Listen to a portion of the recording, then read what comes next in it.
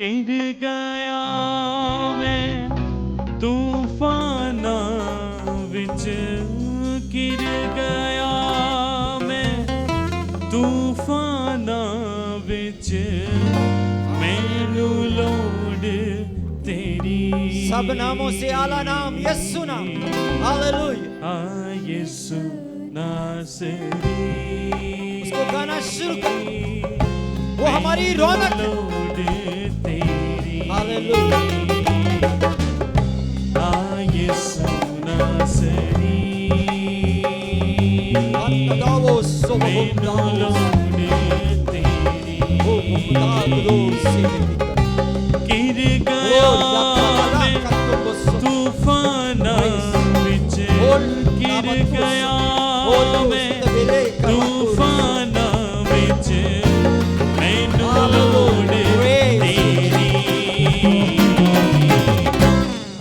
यीशु नासरी, मैनू लोड़ तेरी। यीशु नासरी।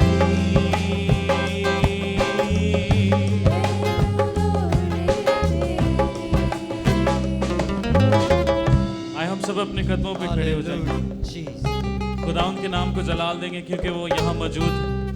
उसको कहेंगे खुदाउन तू पाक है, तू भला है और तेरी शफ़क़त अब्दी है और तेरी वफादारी पुश्त दर पुश्त कायम रहती है, तेरे जैसा और कोई नहीं। उसको कहेंगे खुदाउन तू अजीम है, तू गयूर है, तू गफूर है, तू अजीम है। हालेलुया।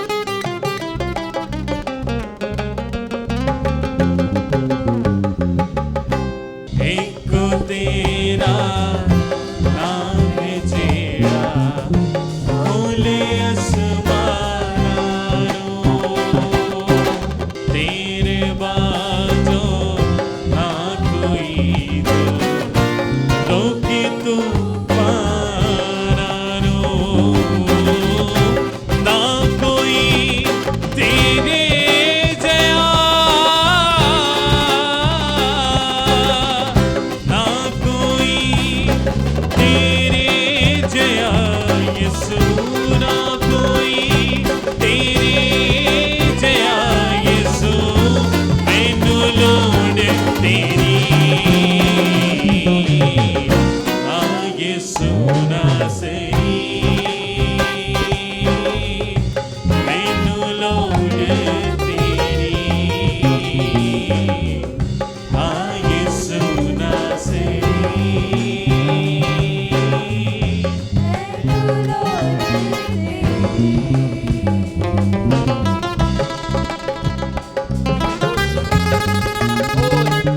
अपनी आंखें खुदावंद की तरफ करें, अपने दिलों को उसके हुजूर झुका दें।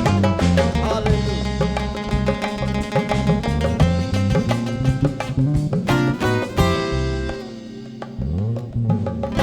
हथ तेरा छोटा नहीं जो ना बचा सकेगा, कन तेरा भारी नहीं जो ना दुआ सुनेगा। हथ अपना यीशु बधा, हथ अपना यीशु बधा दो, हथ अपना यीशु बधा दो, मैनू लोड़ तेरी। यीशु नासरी, मैनू लोड़ तेरी। यीशु नासरी, मैनू लोड़ तेरी। यीशु नासरी।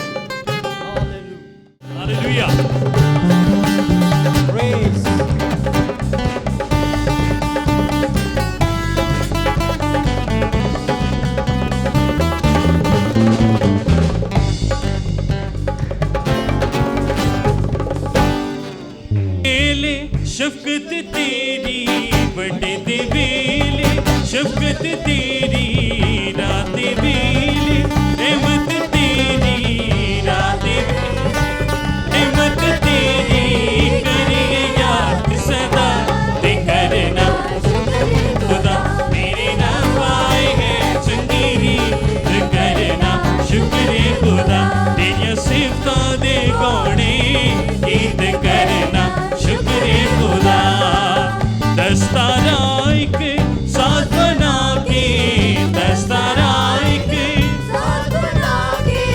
बीन बरबत खुश रंग बजा के बीन बरबत खुश रंग बजा के करिए याद सदा ते करना शुक्र खुदा मेरे ना पाए हैं चंगी रीत करना तेरिया सिफतां दे गौने गीत करना शुक्र खुदा।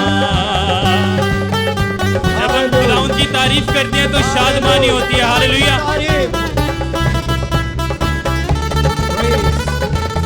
वही बंद दरवाजे खोलता। हालेलुया। अपने कम्मा तो या रब्बा अपने कम्मा तो या रब्बा मैनू तू खुश हाल है कीता। क्या सब मेरे साथ मिलकर ये कह सकते हैं दोबारा से? अपने कम्मा तो या रब्बा अपने कम्मा मैनू तू खुश हाल है कीता।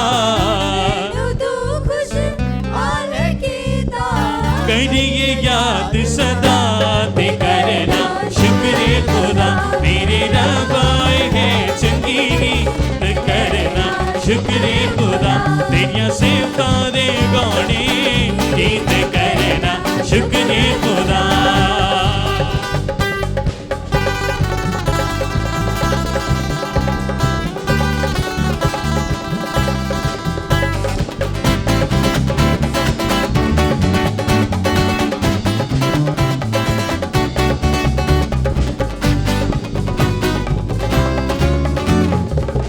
तेरे हथ दियां कारगरियां तेरे हथ दियां बेखुशी दे साज बजावा तेरे हथ दियां कारगरियां तेरे हथ दियां बेखुशी दे साज बजावा साज बजावा करिए याद सदा ते करना शुक्र खुदा मेरे रब आए हैं चंगी रीत करना शुक्र खुदा तेरिया सिफतां दे गौने गीत करना शुक्र खुदा मेरे रब आए हैं चंगी रीत करना शुक्र खुदा। आज जो हमारा टॉपिक है वो है डूम एंड डिलीवरेंस, यानी सजा और रिहाई। आप सोच रहे होंगे कि डूम एंड डिलीवरेंस आज क्यों सरमन है? तो ये सरमन इसलिए है क्योंकि ये पतरस की जो लिखी गई तहरीर है उसके अंदर शामिल है। और पतरस जो ईमान का रसूल, जो अजीम खादम जिसके वसीला से खुदा अजीब काम करता था, वो बड़ी खूबसूरती से सज़ा और अजर, अदालत और रिहाई के बारे में सिखाता है। मैं सोचता हूं कि इससे ज़्यादा स्ट्रेट फॉरवर्ड कोई भी खादम शायद नहीं जितना पतरस है। पतरस ने इतनी स्ट्रेट फॉरवर्ड मुनादी की कि मैं भी कई दफ़ा दंग रह जाता हूँ। जितनी दफ़ा भी मैं स्टडी करता हूँ पौलुस को, तो मुझे लगता है कि वो बहुत ज़्यादा जो है वो मुस्तैद है और वो बहुत ज़्यादा जो है वो स्ट्रेट फॉरवर्ड है। लेकिन जब पतरस के खतूत का मुताला किया जाता है तो मैं देख रहा हूँ कि he is more straightforward than Paul. वो ज्यादा स्ट्रेट फॉरवर्ड है और उसके अंदर जो करेज है वो बहुत ज्यादा है। He is a courageous man of God, he is man of faith और मैन ऑफ डिलीवरेंस कहा जाता है उसे, क्योंकि वो वाहिद हस्ती है जिसके साए के नीचे बीमार जो है वो शिफा पा जाते थे।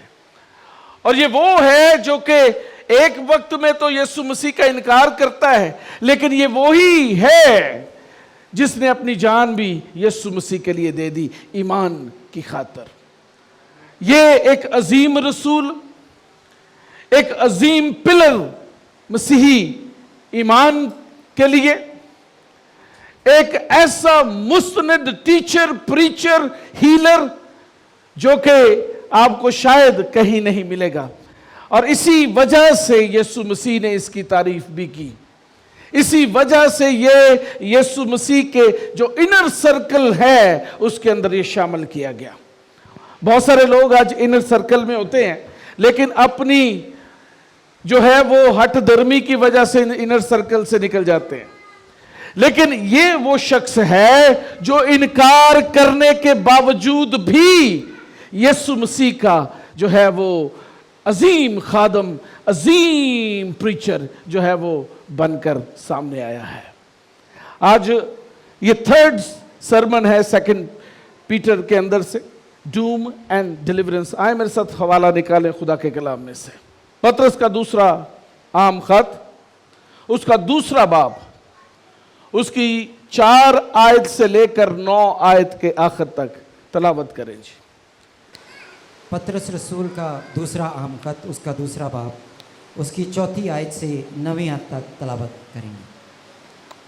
क्योंकि जब खुदा ने गुनाह करने वाले फरिश्तों को ना छोड़ा बल्कि जहन्नुम में भेजकर तारीक गारों में डाल दिया ताकि अदालत के दिन तक हरासत में रहें, और ना पहली दुनिया को छोड़ा बल्कि बेदीन दुनिया पर तूफान भेजकर रास्तबाजी के मुनादी करने वाले नूह को, मैं और 7 आदमियों को बचा लिया, और सदूम और अमूरा के शहरों को खाके स्याह कर दिया और उन्हें हलाकत की सज़ा दी, और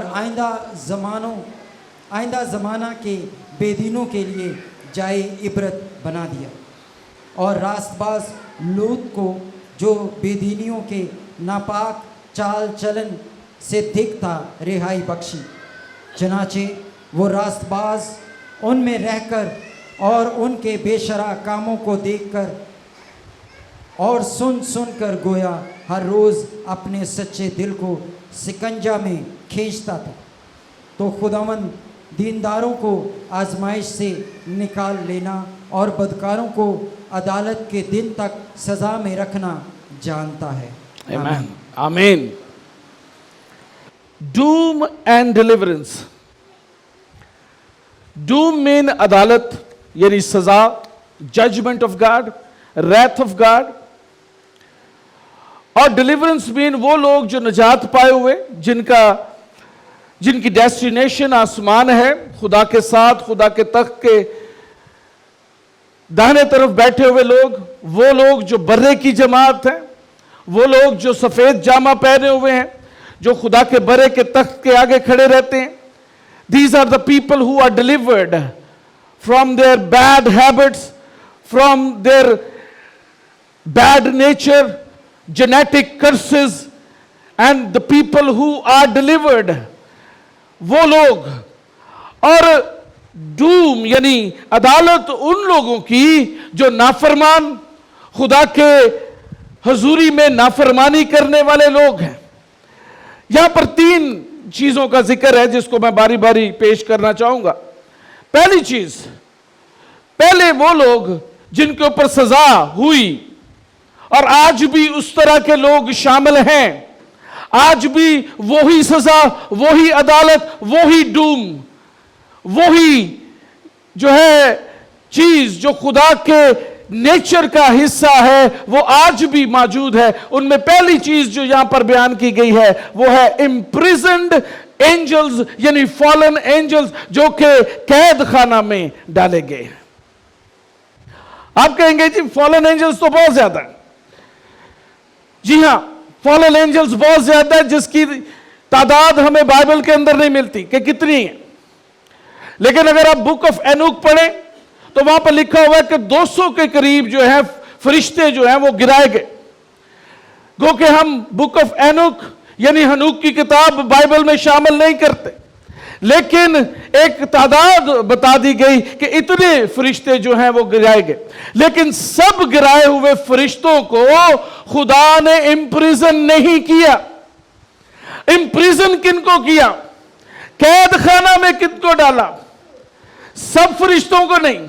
लूसीफर कैद में नहीं है और बहुत सारे फरिश्ते कैद में नहीं है। बाज़बोल जो है वो कैद में नहीं है।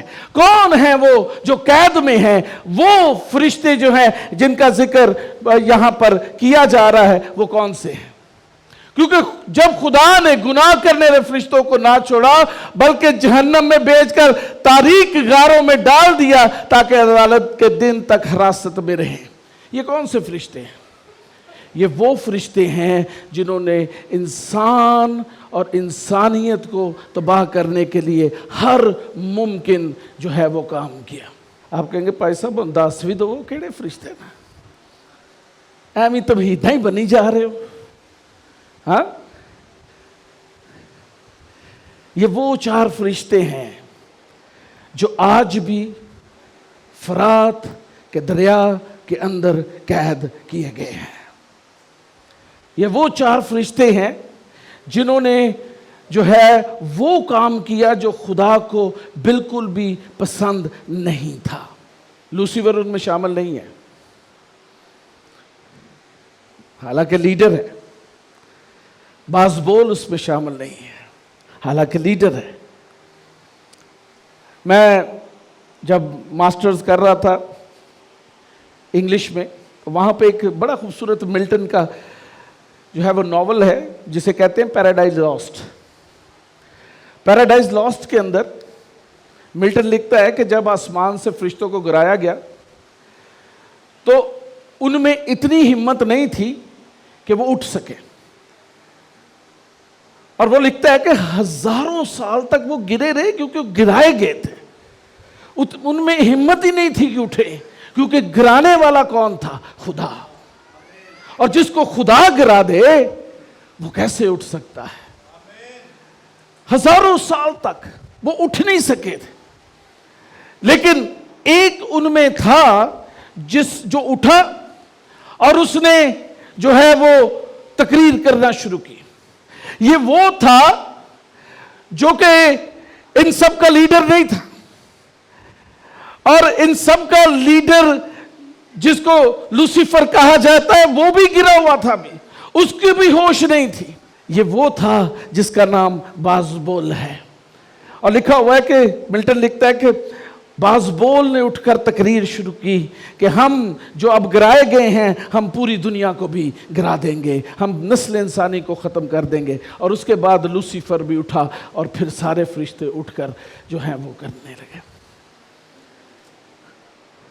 इनमें 4 वो फरिश्ते हैं जिन्होंने एक्चुअली वो काम किए जो खुदा की निगाह में बहुत ही घिनौने थे। इन्होंने वो प्लान किए। और उन 4 फरिश्तों में शिमाजा, अज़ाज़िल और एबेडोन यानी अपोलियन है। शिमाजा, इसने इंसान को फॉरबिडन नॉलेज दिया, वो नॉलेज जो खुदा नहीं चाहता था कि इंसान के पास हो, इसने वो देना शुरू किया। और जब मैं स्टडी करता हूं तो मुझे पता चलता है कि नूह के तूफान से पहले की सिविलाइजेशन 2024 की सिविलाइजेशन से ज्यादा एडवांस थी। वो ज्यादा नॉलेजेबल थे, वो ज्यादा जो है वो स्मार्ट थे। They have technology, they know how to generate electricity. वो उन्हें पता था कि रोशनी कैसे पैदा की जाती है। They know how to use the batteries. अगर आप स्टडी करें सिविलाइजेशन की, आज लोग हैरान होते हैं कि वो एंशिएंट लोग जो हैं वो हमारे से ज्यादा सिविलाइज थे। क्यों? क्यों वो ज्यादा नॉलेजेबल थे? क्योंकि वो नॉलेज जो खुदा ने उनके लिए नहीं रखा हुआ था, इन 4 फरिश्तों ने वो नॉलेज जो है इंसान को देना शुरू किया था। और खुदा की निगाह में ये बहुत बड़ा गुनाह था। इनमें से एक अपोलियन, ये वो फॉलन एंजल है जो कि बॉटमलेस पिट में से जाहिर होने को है, लेकिन ये तब जाहिर होगा जब खुदा का फरिश्ता छठा नरसिंगा फूंकेगा और वो 4 फरिश्ते जो मुकाशफा की किताब 9वें बाब की 11वीं आयत के अंदर दर्ज हैं, वो 4 फरिश्ते जो फरात में कैद हैं उनको रिहा करेगा। और उन 4 फरिश्तों में अपोलियन भी शामिल है। खुदा ने इनके गुनाह की सजा इनको दी। और क्या हुआ? गुनाह की सजा क्या हुई कि वो एक अरसा दराज हजारों साल से आज भी जो है फरात जो एफ्रीटीज है वहां पर कैद हैं। आप कहेंगे जी कैसे पता चला कि वहां पर कैद है? बाइबल में लिखा है। फिर क्या हुआ? फिर फरात का पानी कम होना शुरू हो गया, और जब पानी कम होना शुरू हुआ तो वो चीजें नमूदार होना शुरू हो गई जो इंसानों को पता ही नहीं था कि दरिया के नीचे हैं। उनमें वो गारें भी थी जो बड़ी कदीम गारें थी, और जब उन गारों के पास से लोग गुजरते थे तो वहां से कराहने की आवाजें आती थी, चीखों की आवाजें आती थी। तो पता चला कि इन गारों के अंदर कुछ तो है जो कैद है, जो कि बेड़ियों में है, और बेड़ियों की आवाजें आती थी, चेन्स की आवाजें आती थी। आज भी ऐसा ही है। आज फरात का पानी 10% रह गया है, और जिस दिन फरात पूरा खुश्क हो जाएगा वो 4 फरिश्ते भी रिलीज हो जाएंगे। इट्स नियर, बहुत करीब है, बहुत करीब है, बहुत करीब है। लेकिन खुदा ने इन फरिश्तों को सजा क्यों दी? Because they disobey God. आज भी सजा कब मिलती है? When we disobey. कहें कब सजा मिलती है? जब हम नाफरमान होते हैं। किसके? खुदा के नाफरमान होते हैं। नाफरमानी की क्या मिलती है जी? सजा के जजा मिलती है। Very good Dawood, very good, तूने दुआ करना छोड़ दी, वेरी गुड, तुझे मैं शाबाश देता हूं, you have done a great job. हाँ जी, ये आपने कलाम सुनना छोड़ दिया, very good, you are doing great job, you are disobeying God, very good. Disobedience की सजा क्या है? खुदा से अलहदगी एंड इम्प्रिजनमेंट। इंसान अपनी ही ख्वाहिशों के अंदर गिर जाता है और खुदा के सामने खड़े होने के लायक भी नहीं रहता। फिर खुदा से भागता है, खुदा की हजूरी से भागता है, खुदा के लोगों से भागता है, फेलोशिप से भागता है। क्यों भागता है? Because the distance, the more distance you have from God your father in heaven, the more you are in body and in sin. बहुत सारे लोग कहते ने भाई साहब ਤੁਹਾਡੇ कलाम सुनाने की वजह ਨਾਲ लोग चले जाते हैं। मैं क्या चले जानते ने तो जान, मैं तो जेड़ा कलाम है वही सुनाना है, मैं ਇਹਦੇ ਚ मिलावट नहीं कर सकता।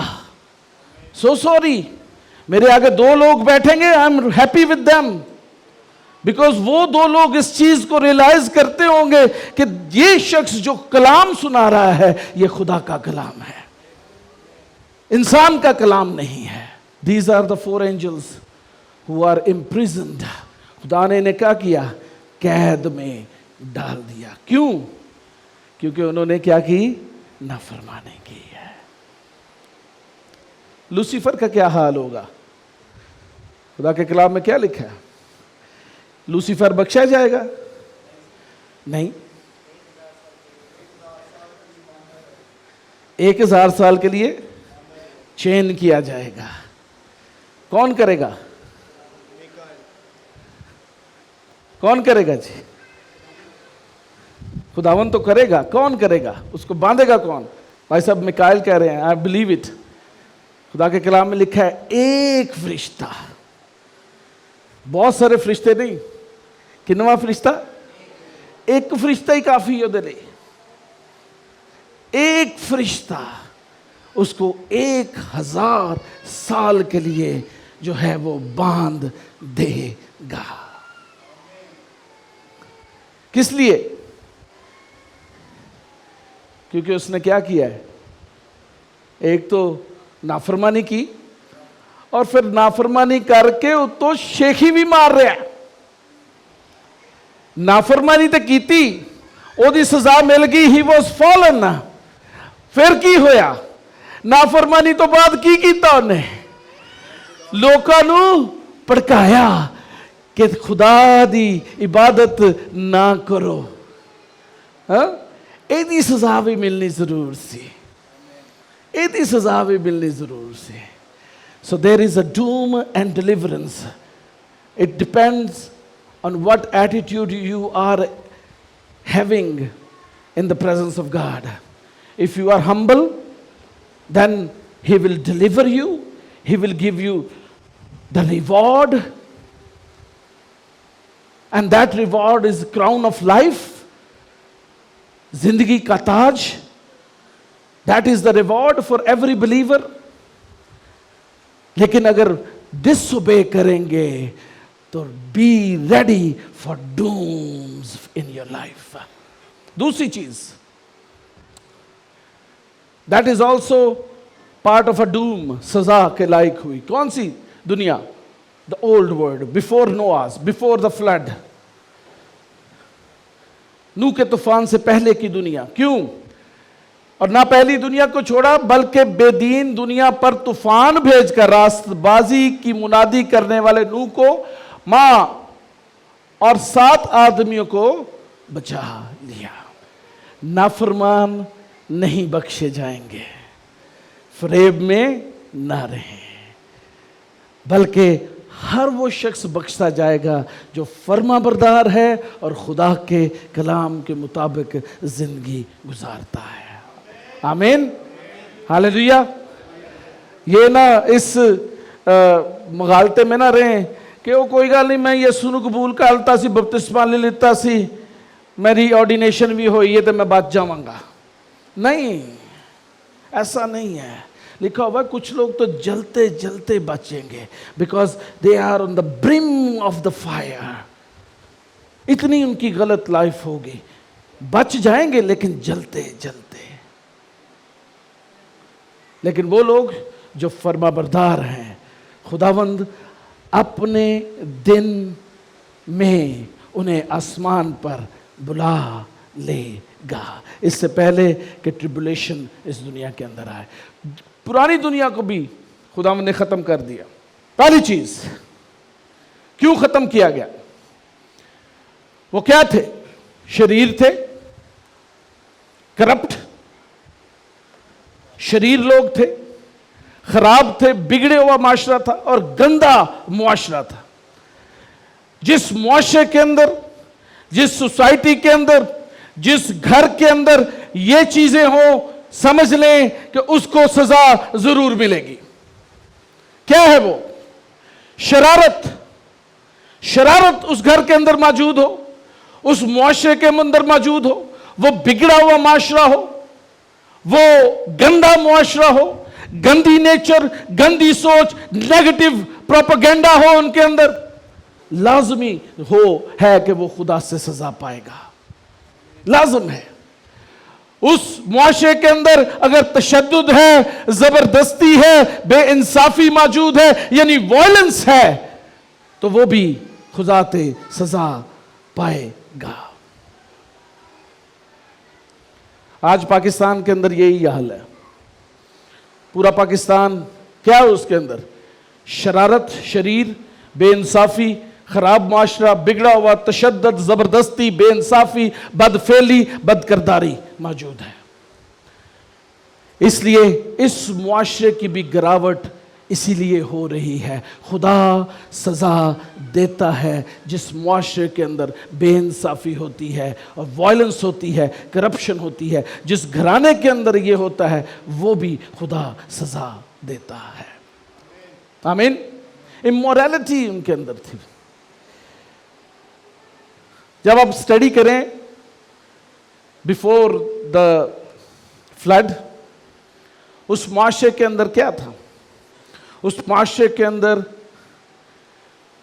गुनाह इस हद तक बढ़ गया कि फरिश्तों ने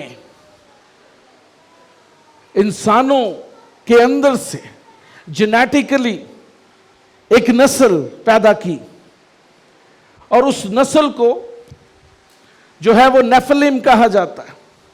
उस नस्ल को जो है वो जब्बार और द्यो कहा जाता है। वो 20-20, 25-25 फुट के लोग जो इंसानों को खा जाते थे, तोड़ देते थे, ऐसे पकड़ के गर्दनें मोड़ देते थे। इतने इतने बड़े, इतने इतने कदावर कि इंसान छोटे छोटे उनके आगे लगते थे। Because they were hybrid generation, they were hybrid creator. और ये वो ही हैं जिनको हिंदू और दूसरे पेगन रिलीजन अपना खुदा मानते हैं। These are all these gods, यही वो खुदा हैं उनके। These are the Nephilims की क्रिएशन के अंदर जब मैनिपुलेशन की जाती है, खुदा की क्रिएशन के अंदर जब मिलावट की जाती है, तो खुदा उस माशरे को तबाह कर देता है। आज भी ये हो रहा है। आज भी इंसानों के जीन्स के साथ खिलवाड़ हो रहा है। आज भी हाइब्रिड जनरेशन क्रिएट करने की कोशिश नहीं की जा रही, बल्कि क्रिएट कर दी गई, क्लोनिंग की जा रही है। आज भी बहुत कुछ ऐसा हो रहा है जो जेनेटिकली खुदा के कलाम के मुताबिक नहीं है, लेकिन किया जा रहा है। This generation will be doomed soon. और यीशु मसीह ने यही कहा था कि जब तुम देखो कि नूह के दौर के जैसा दौर आ गया है तो मेरी आमद करीब होगी। And one of the reason is the hybrid generation. The hybrids are here, hybrids are here, people are becoming hybrids. Hybrid generation create की जा रही है ताकि खुदा की उस इमेज को जो इंसान की सूरत में मौजूद है उसको खराब कर दिया जाए। इंसान किसके इमेज पर बनाया गया? खुदा के इमेज पे।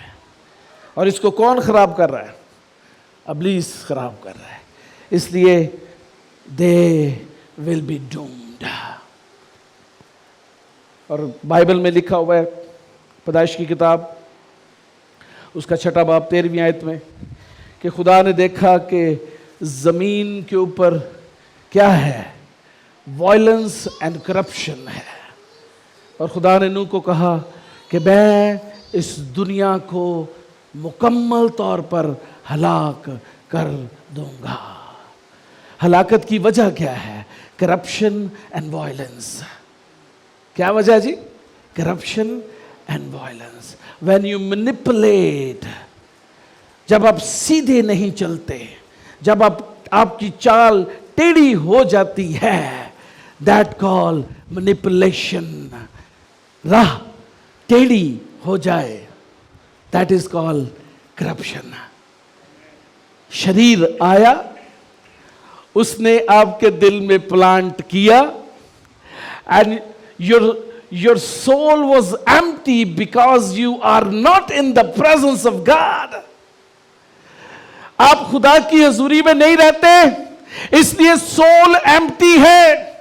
A very good cultivation, a very good harvest for the sin and for the manipulation, for corruption. और वो आया, उसने बीज बोआ करप्शन का, और उस करप्शन के बीज के अंदर से हेट्रेड, गुस्सा, और क्या निकलना शुरू हुआ? शरारत, बदफेली, बदकिरदारी। और जब डिसोबीडियंस आती है तो क्या आता है? अजर। हाँ जी, क्या आता जी? मैनिपुलेशन से सजा मिलती है, करप्शन से सजा मिलती है, इमोरैलिटी से सजा मिलती है, वायलेंस से सजा मिलती है। ऐसे जिक्र है ना थे, these are the people who are doomed by God. Next आगे चलते हैं। तीसरी चीज, ये भी डूम्ड है, सजा याफ्ता। ट्विन सिटीज हैं, बड़े खूबसूरत ट्विन सिटीज जैन इस्लामाबाद, पिंडी, हाँ, शेखुपुरा, लाहौर, ट्विन सिटीज, बड़े फ्लरिश, एक खूबसूरत फर्टाइल लैंड, जरखेज तरीन जमीन, खूबसूरत सिविलाइजेशन, बड़े खूबसूरत महल्लात, डीएचए, बैरिया टाउन, हाँ, खूबसूरत घर, ऑल फैसिलिटीज, सब कुछ है वहां पर। लेकिन ये भी तबाह किए गए, इनको भी हलाक कर दिया गया। भी एडे सोने शहर ते हलाक करते खुदा ने, की वजह?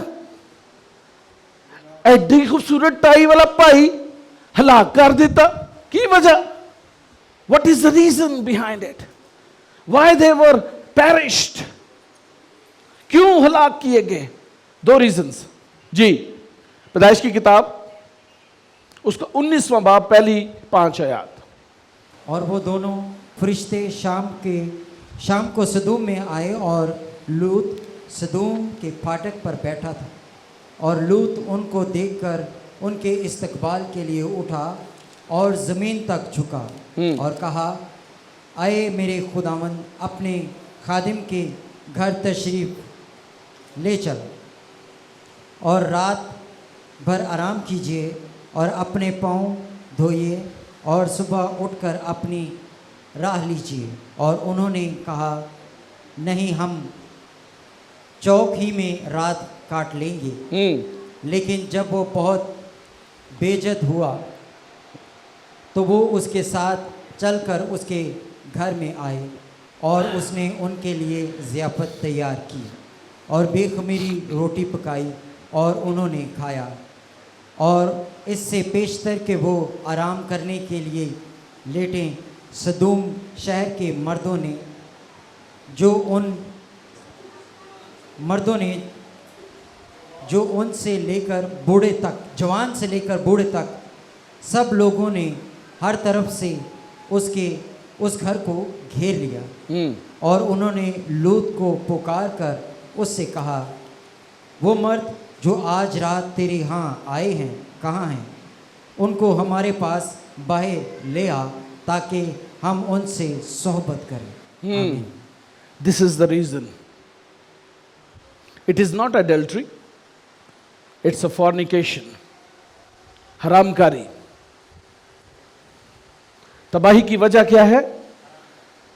अननेचुरल एक्शंस, अननेचुरल बाउंडिंग्स, जो खुदा ने नहीं बाउंडिंग्स बनाई, वो बाउंडिंग बनाना। फिजिकल, स्पिरिचुअल एंड सेक्सुअल,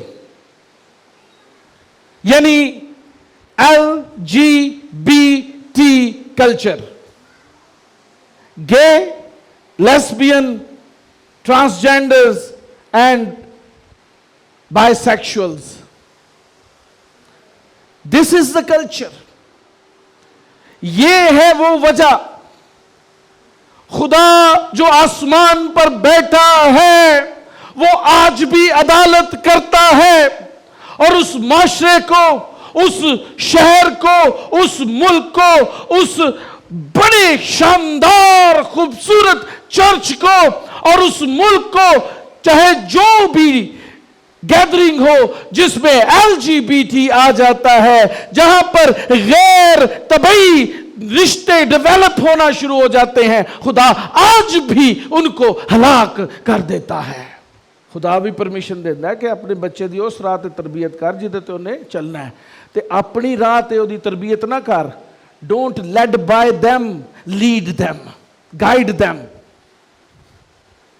तुम्हें वो ड्राइव ना करें, तुम उनको ड्राइव करो और उनको सिखाओ कि कैसे चलना है।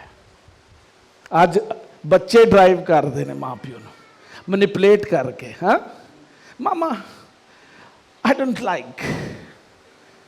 Like the things, I am not agree with you, है ना जी। साढ़े वारी होंदी ना, असीं इंज कहंदे जदों साडी जनरेशन सी ते मामा दा थप्पड़ ही आना सी। हाँ जी, उदों तो मामा नूं यह कह दो, मामा मैंने आज पराठा नहीं खाना, तो मामा ने कहना जा फिर जा क्यों मर्जी खा। There was no other option. But nowadays we facilitate our next generation so much that they are against our will, है ना जी। लूसीफर नूं भी यही सी, लूसीफर नूं खुदा ने वो मुकाम दिता जिहड़ा किसी फरिश्ते कोल नहीं सी। ਉਹਦੇ ਦਿਲ 'ਚ ਵੀ ਆਇਆ ਹੁਣ ਤਾਂ ਮੈਂ खुदा नाल भी उत्ता तख्त बना सकना है। खुदा ने कहा अच्छा बना सकना है, बना हमला। हाँ, उच्चा बनाने की जगह और थले सुट देता। आज भी यही सिलसिला जारी है। Watch your kids, watch your children, watch next generation. क्या हुआ जी यहाँ पे? आइडल्ट्री एंड अडल्ट्री, इमोरल वर्ल्ड। तबाही की वजह इमोरैलिटी है, इमोरैलिटी है, डिसोबीडियंस, इमोरैलिटी एंड करप्शन। तीन चीजें खुदा को पसंद नहीं है। अगर आपकी जिंदगी में है निकाल बाहर फेंक दें, अगर चर्च में है निकाल बाहर फेंक दें, क्योंकि यह खुदा को पसंद नहीं है।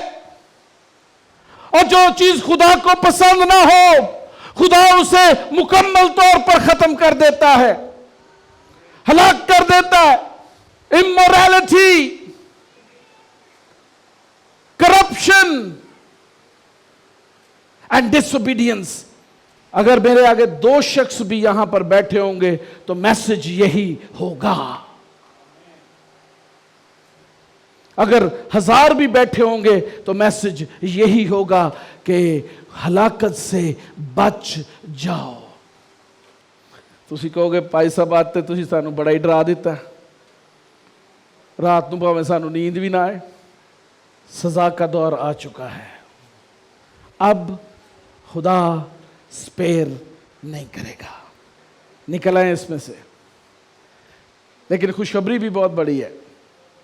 Deliverance is for those who are believers, who are in Christ.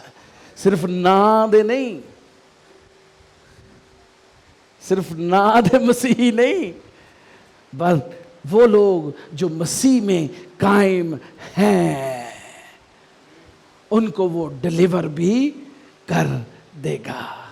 Hallelujah, hallelujah. आप में से कितने मसीह में हैं?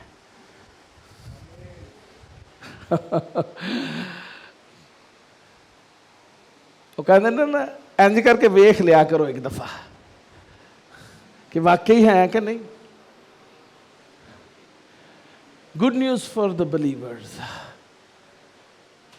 हवाला पढ़ें जी, रेवलेशंस 7वां बाब उसकी 9वीं आयत से 15वीं आयत तक। इन बातों के बाद जो मैंने निगाह की तो क्या देखता हूँ कि हर एक कौम और कबीला और उम्मत और अहले ज़ुबान की एक ऐसी बड़ी भीड़ जिसे कोई शुमार नहीं कर सकता, सफ़ेद जामे पहने और खजूर की डालियाँ अपने हाथों में लिए हुए तख्त और बर्रे के आगे खड़ी है और बड़ी आवाज़ से चिल्ला चिल्ला कर कहती है कि नजात हमारे खुदा की है जो तख्त पर बैठा है और बर्रा की तरफ से। केड़ी जमात? ਪਹਿਲੋ ਤੁਸੀਂ ਇੱਥੇ ਨਹੀਂ ਹੈਗੇ। कौन सी जमात? ना ना ना ना ना, कौन सी जमात? सफेद जामा क्या किया उन्होंने? अजैन जै मुंडे ने पाया सफेद जामा, लेकिन उत्थे यह नहीं लिखा कि रॉ सिल्क दा या कॉटन दा, लेकिन सफेद जरूर है। हाँ, सफेद जामा पहने हुए लोग। कौन लोग जी? ये वो लोग हैं जो डिलीवर किए गए हैं, जिसके बारे में लिखा है वो आजमाइश में से उनको निकाल लेगा। और ये वो जमात है जो बर्रे के तख्त के सामने खड़ी है और उनके जामे सफेद हैं, एक भी दाग उनके ऊपर नहीं है, ना डिसोबीडियंस का, ना करप्शन का, ना वायलेंस का, ना इमोरलिटी का। हालेलुया।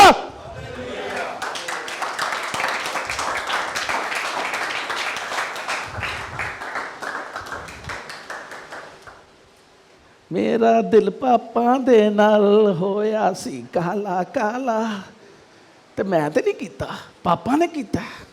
तो भाई तू अपना दिल खुद ही काला कीता, तेनू खुदा ने इज्जत दी, तू ओदी कदर ही नहीं की।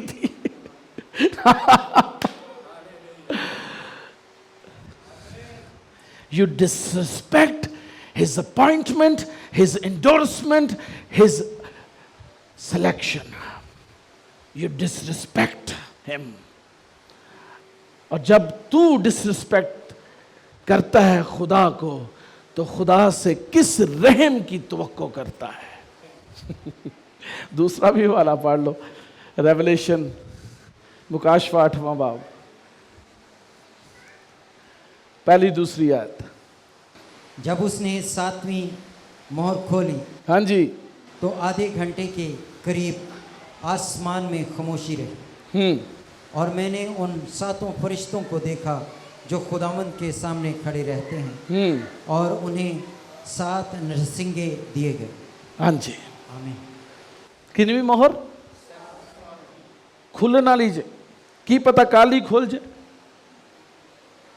की पता हुणे ही खोल जाए, क्योंकि निशान तो पूरे हो चुके हैं। इससे पहले कि नरसिंगे फूंके जाएं और खुदा का गजब इमोरल, करप्ट, वायलेंट और डिसोबीडियंट करने वाले लोगों पे ऊपर आए, वो लोग जो ईमानदार हैं वो आसमान पर उठा लिए जाएंगे और बर्रे की ज़ियाफत में शरीक होंगे, जहां बर्रा होगा और उसका तख्त होगा, और एक बहुत बड़ी ज़ियाफत होगी। और उस ज़ियाफत में, क्योंकि वहां पर खाने को तो बहुत कुछ होगा, लेकिन भूख सिर्फ और सिर्फ खुदा के बर्रे की परस्तिश की होगी। और वो जमात सफेद जामा पहने हुए होगी, और उनका एक ही काम होगा, एक ही गोल होगा, क्योंकि उन सब ने ये जान लिया है कि निजात सिर्फ और सिर्फ यीशु मसीह के वसीला से है। वो जान गए हैं कि ज़बह किया हुआ बर्रा ही इज्जत और दौलत और हिकमत और जलाल और कुदरत और तमजीद के लायक है। ये वो बड़ी जमात वहां पर सिर्फ और सिर्फ प्रस्तिश कर रही होगी। हालेलुया।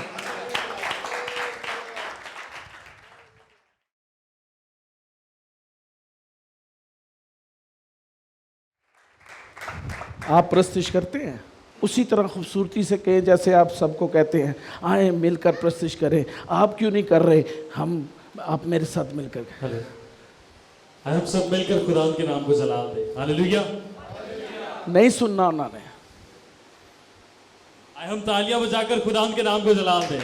ओ सिर्फ हुण दिखान लीजिए, और सिर्फ दिखान लीजिए, असल च नहीं।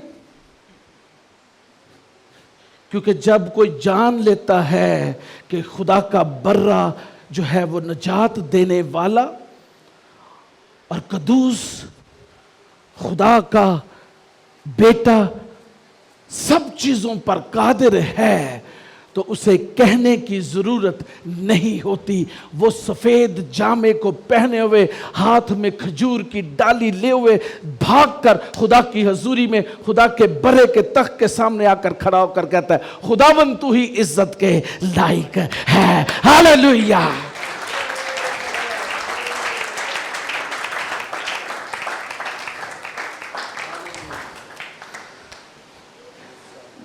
A very good thing about that special कलीसिया ਜਿਹੜੀ ਆਸਮਾਨ ਤੇ ਹੋਏਗੀ। मूसा ਉਹਦੇ ਚ ਤੇ ਹੋਏਗਾ, ਮੈਂ ਵੀ ਉਮੀਦ ਕਰਨਾ ਹੋਵਾਂਗਾ, ਤੁਸੀਂ ਵੀ ਕਰਦੇ ਹੋ, ਤੁਸੀਂ ਵੀ ਉਮੀਦ ਹੈ ਕਿ ਅਸੀਂ ਹੋਵਾਂਗੇ, ਈਮਾਨ ਹੈ ਸਾਡਾ। ਲੇਕਿਨ ਉੱਥੇ ਕੋਈ ਕੁਆਇਰ ਲੀਡਰ ਹੀ ਨਹੀਂ ਹੋਏਗਾ, ਨਾ ਉੱਥੇ ਕੋਈ ਡਰਮ ਵਜਾਉਣ ਵਾਲਾ, ना उत्थे कोई तबला बजाने वाला, ना गिटार वाला, ना उत्थे कोई बच्चियां ਜਿਹੜੀਆਂ ਐਡੀਆਂ ਐਡੀਆਂ ਸਾਨੂੰ ਐਡੀਆਂ ਐਡੀਆਂ ਹੋ ਗਈਆਂ ਤੇ खुदावंद ਦੇ ਰਾਹ 'ਚ ਆਪਣੀ ਜ਼ਿੰਦਗੀ ਨੂੰ ਦੇ ਕੇ खुदावंद ਦੀ ਪ੍ਰਸਤਿਸ਼ करना शुरू कर देती। Well done. कुछ भी लीड करने के लिए नहीं होगा, क्योंकि एवरीबॉडी, हर कोई उस जमात के अंदर वर्शिप लीडर होगा। हालेलुया।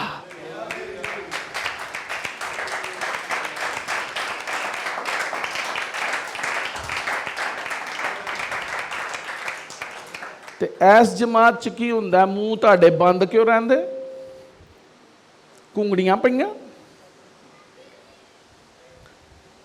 ਰਾਤ ਨੂੰ ਘੱਟ ਇੰਟਰਨੈਟ ਵੇਖਣਾ ਸੀ, ਰੀਲਾਂ ਵੇਖਦੇ ਤੁਹਾਡਾ ਦਿਲ ਨਹੀਂ ਭਰਦਾ, 3 ਵਜੇ ਤੱਕ ਤੇਰਾ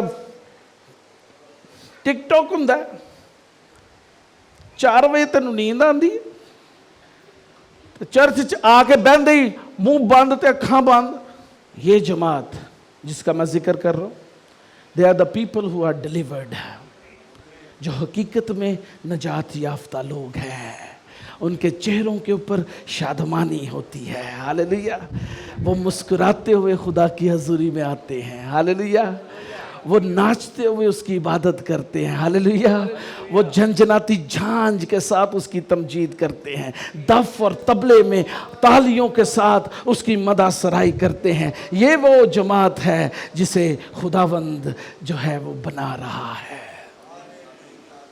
खुदावंद से कहें, ऐ खुदावंद मुझे वो जमात बना जो सफ़ेद जामा पहने हुए जो है वो खड़ी है तेरे सामने, जिनके अंदर करप्शन नहीं है, वायलेंस नहीं है, डिसोबीडियंस नहीं है और उनके अंदर इमोरलिटी नहीं है।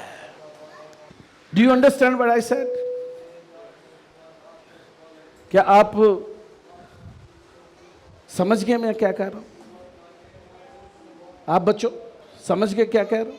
आप बहन भाई, आप बच्चों, आप समझ गए मैं क्या कह रहा हूं? वेरी गुड, शाबाश, दम को बरकत दे। हालेलुया। जिन्हां दे गोडियां दे विच हाले भी मिख है, वो घुटने उहदे बल भी हो सकते ने, ते जेड़े गोडियां दे दर्द च ने वो भावें ना होण, ते जिन्हां दी नीयत खराब है वो भी ना होण। हालेलुया। यीशु तेरे करीब आने से जिंदगी मेरी सवर। Come on. यीशु तेरे छूने से जिंदगी मेरी बदल गई। यीशु